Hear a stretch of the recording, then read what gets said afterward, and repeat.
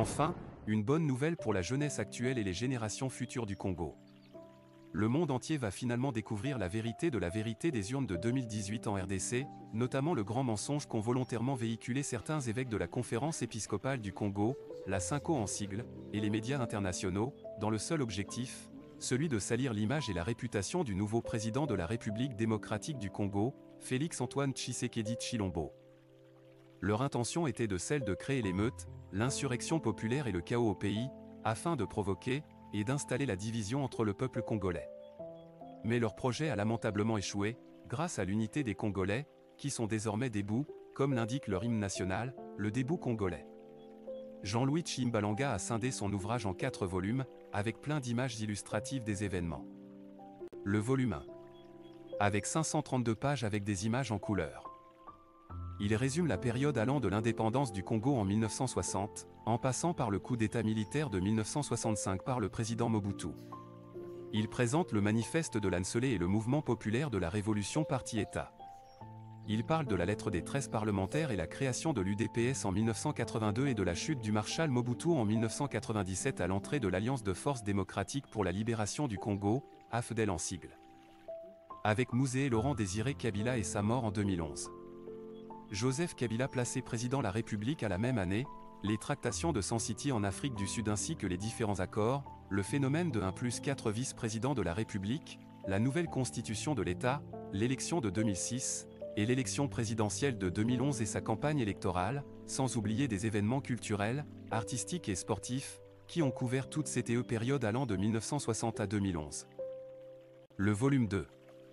Avec 550 pages et des images en couleur. L'auteur récapitule des événements importants de la RDC, allant de la période du roi Léopold II, avec les images des différentes monnaies utilisées jusqu'à nos jours. Il retrace la synthèse chronologique des événements historiques du Congo au Zaïre, de l'exode massif des Rwandais depuis 1959 en RDC, il présente l'ordonnance loi numéro 71 du 26 mars 1971 de Mobutu, donnant l'acquisition de la nationalité congolaise aux originaires du Rwanda et Burundi se trouvant au Kivu.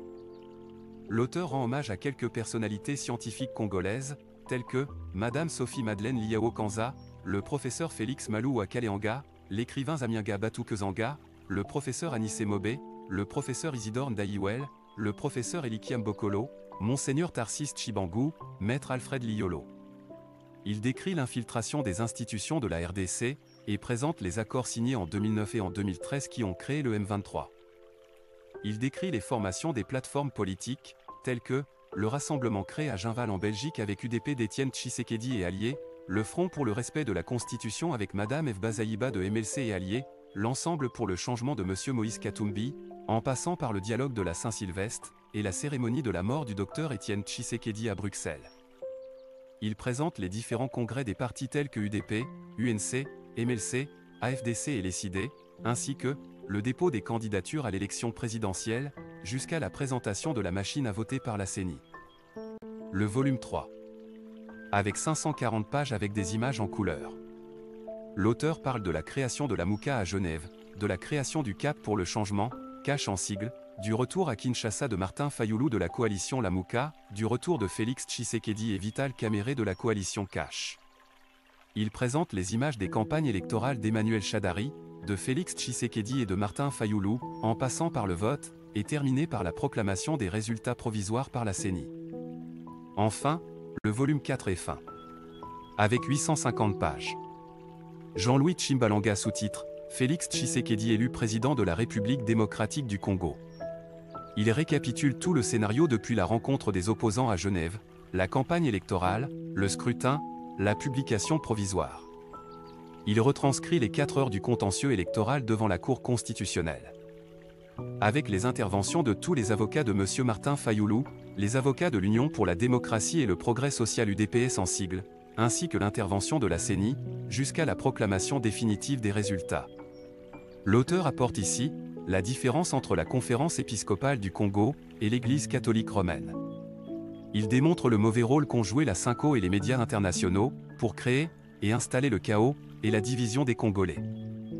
Avec des documents à l'appui, il présente et dénonce l'absence de la transparence, de la vérité et de la sincérité, de l'argent que les évêques de la Conférence épiscopale du Congo, la CINCO en sigle, obtiennent des pays amis, au nom du peuple congolais, pour la surveillance de leurs élections, ainsi que son utilisation réelle, et le montant qui reste qui peut construire des édifices pour les pauvres. Il démontre l'ingérence constante de la communauté internationale dans les affaires internes de la RDC. Jean-Louis Tshimbalanga démontre les mensonges fabriqués et véhiculés exprès par les médias internationaux dans l'élection de 2018, pour souiller l'image du nouveau président Félix-Antoine Tshisekedi Tshilombo. Voilà pourquoi, ce volume 4 et fin, est un récit national, une référence que la jeunesse actuelle, les générations futures, et le monde entier retiendront, que la Conférence épiscopale du Congo, la CINCO en sigle, et les médias internationaux, ont été mis en accusation devant l'histoire. Qui aura lu tous les volumes 4 de cet ouvrage, aura eu une bonne connaissance de l'histoire contemporaine de la République démocratique du Congo, depuis le roi Léopold II, en 1885, jusqu'à la victoire de la première alternance démocratique et pacifique de l'élection de 2018. Pour toutes vos commandes en ligne, veuillez saisir la librairie Pimbo.fr en France, en mentionnant le titre et le volume désiré. Avec des documents qui sont là, qui montrent l'argent que la CINCO reçoit, mais que vous et moi, nous ne le savons pas. Et vous et moi, nous ne savons pas combien ils ont reçu, nous ne savons pas combien ils ont dépensé, nous ne savons pas combien il leur reste, parce que nous ne voyons même pas des édifices qui sont faits pour les orphelins, pour les femmes veuves, même pour soigner les gens. Il est important que nous puissions le mettre. La transparence que eux demandent devait commencer d'abord par l'exemple. La CINCO devait le faire. Et là-dedans, on va parler de la CINCO, la différence qu'il y a entre la CINCO et la curie romaine. Parce que souvent, on présente la CINCO comme étant l'église catholique romaine. C'est faux. La CINCO n'est pas l'église catholique romaine. La CINCO est une association des évêques qui sont différents entre les évêques de tous les pays du monde entier. Donc, leur décision n'a rien à voir avec l'église catholique. Mais eux, ils ont pris l'église catholique en otage, en voulant bien qu'on leur présente comme étant l'église catholique, et même en profitant de cher la tribune de l'église catholique pour arriver à faire passer leur message politique. Ça, il fallait qu'on puisse les dénoncer. Et vous verrez la différence. Ce qu'ils font n'a rien à voir avec l'église catholique romaine. Et l'État congolais n'aura jamais de problème avec l'église catholique romaine. Mais par contre, les évêques, certains évêques, je dis bien, qui se font célèbres, qui se font des vedettes, eux ont voulu essayer de mettre en otage l'église. Alors, maintenant, les médias internationaux. Nous avons vu les médias qui ont dit qu'ils ont fuité des milliers de documents qui prouvent que c'est Martin Fayoulou qui avait remporté, qui sortent même un seul document qu'ils ont réfuté. De tout ce qu'ils ont dit était faux.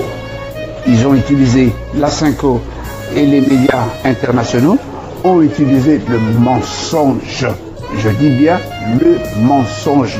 Le seul but était de pouvoir salir l'image de notre président de la République qui a remporté haut la main les résultats définitifs.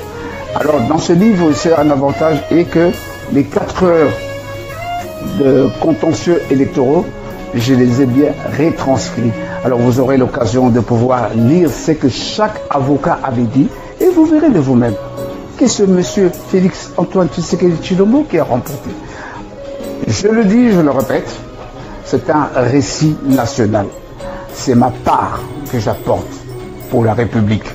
Parce qu'il était important que nous ne puissions pas lire ce qu'on aurait écrit pour nous par d'autres personnes telles que Colette Breckman, telles que, je ne sais pas,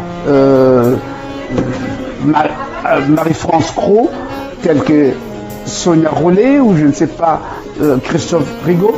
Il fallait séparer les Congolais.